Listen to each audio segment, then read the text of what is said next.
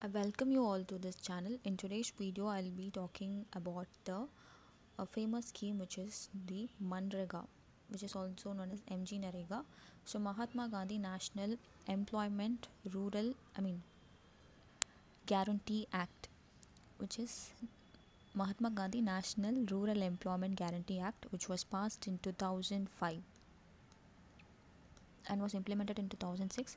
One of the very successful scheme which reached out to the rural workers and everyone got benefited. So there is a slight change now. It's happening with this name. The new proposed name would be, which is VBG VBG Ramji, which is also the full form of this VBG Ramji is, I'll write it here. It is Viksit Bharat, Viksit Bharat guarantee guarantee Rosgar Ajivika Ajivika Mission. Ajivika Mission. So this is what the full form of this Ajivika Mission Gramin. Another G is also there. Okay, this is the VVG VVG Ramji. So this is the new name proposed in this bill. Is to be passed in. It is actually passed and it got president assent. So there are few reforms has been made. So let us look into this.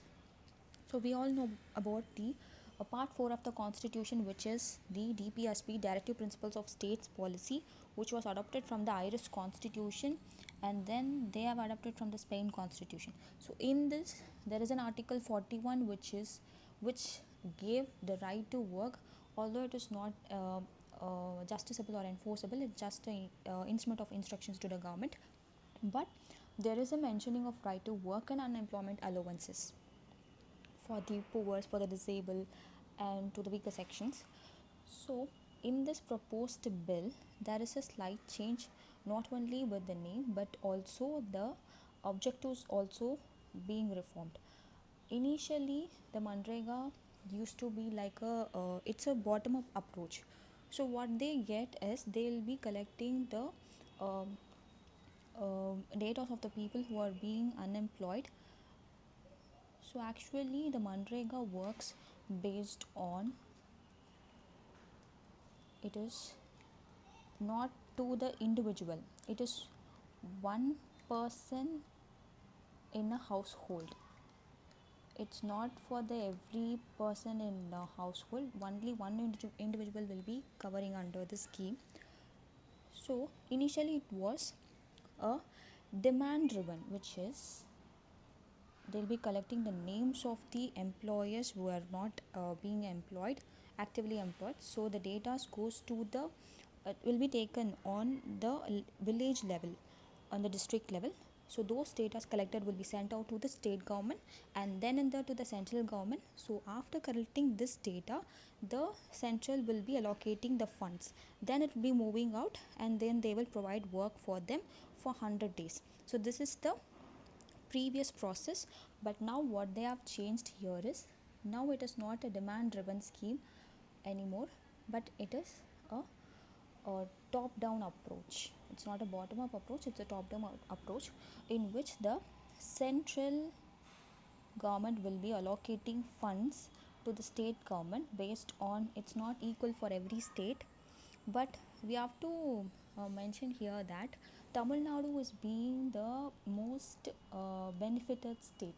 Actually, the Manrega's total allocated fund was nearly 85,000 crores. It was nearly 85,000 crores for the last year. In this, Tamil Nadu got benefited 10 percentage of this fund, which is nearly 8,500 crores. So, but states like Uttar Pradesh, Bihar, they just got benefited around 5 to 7%. It's because, not because of the allocation, but it because of the governance that is being that we have to note out it here. Okay, let's come back to the topic. um, which is okay, the demand driven is not anymore, that the central will allocate fund to the state, and then the state will be based on the resources given by the central. If suppose they are allocating only 500 crores means, then only on this basis only the number of workers will be employed in that, and that too, the objectives, the what kind of work they will be doing, that is also has changed. So in this scheme itself, they are mentioned Viksit Bharat, right? So Viksit Bharat, one of the objectives is to improve the infrastructure to attract globally the investments.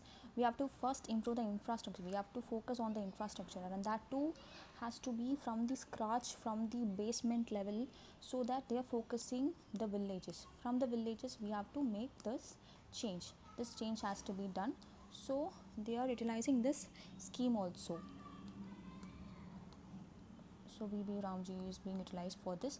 So hereafter the projects, the workers who will be employed based on the schemes like river restoration projects, and could be of soil conservation, and the project which were climate resilient, like to adapt with the flood kind of situations, or with the drought kind of situations faced in the north, based on the respective geographical location they are, the problems that they are facing, that has to be due to climate change, that has to be tackled.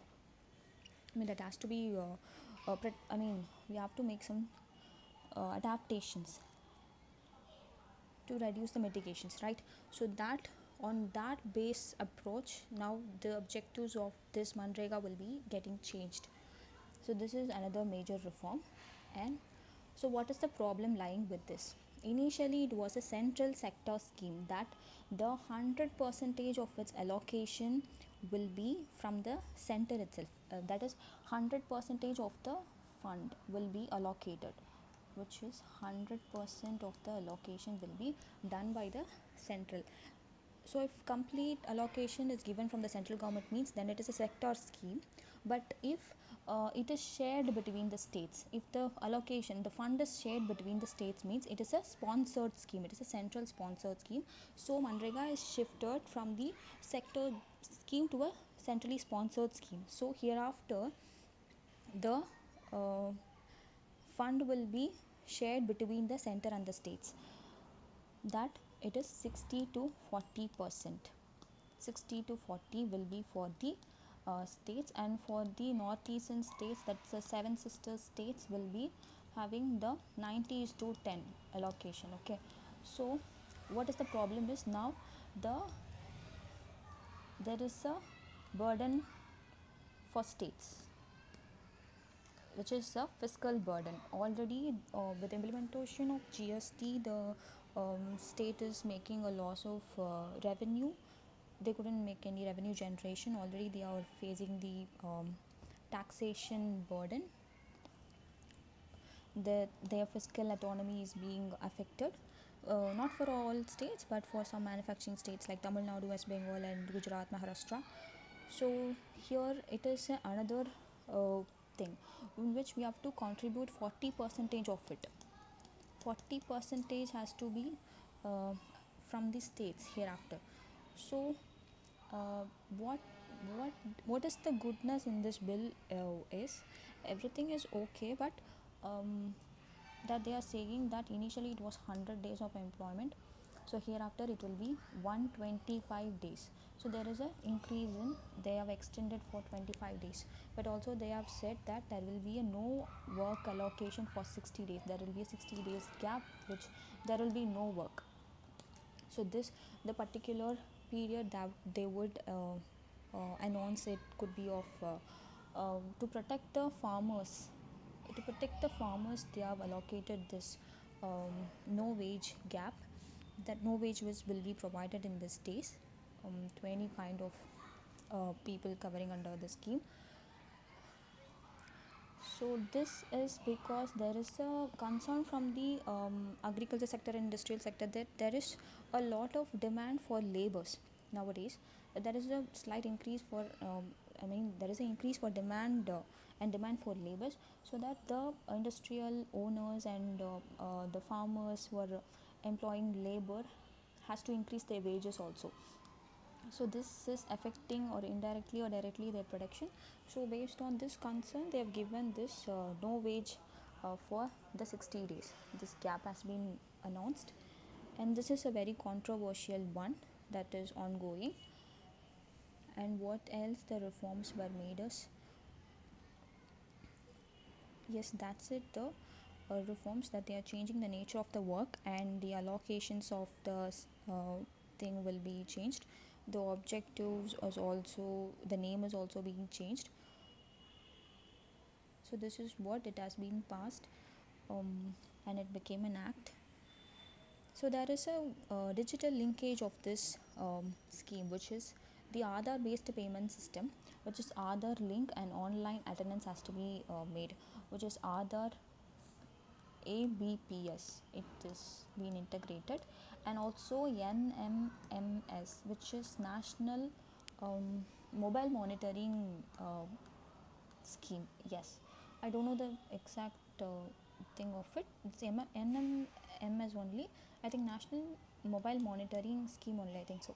So you can actually note down these abbreviations and note down the major changes. It will be useful for your mains answer writing. So I think I've just covered up the thing. So what is being affected is the right to work for those rural people will be affected. See, there are with the whole of India, there is only a 5 crore workers engaged in this 100 days employment. It is not a huge percentage, so they cannot be mobilized and made some protest that their right to work is being affected. It is not even being noticed. They can't actually come and demand with the government of what has actually happened with the Farm Bill 2020, the protest laid by the farmers, because they are coming under one particular group, union is there, but there is no one to represent these kind of workers. So I think they can't do anything with this. So the change has been made. So but it's quite okay because the work is being sustainable and focusing on the development. But what's the only thing is, it is shifting towards from the bottom up to the top down approach. That's the thing. So I hope you have clearance from this topic, and if you have any doubts, you can ask me in the comment section. And thanks for watching.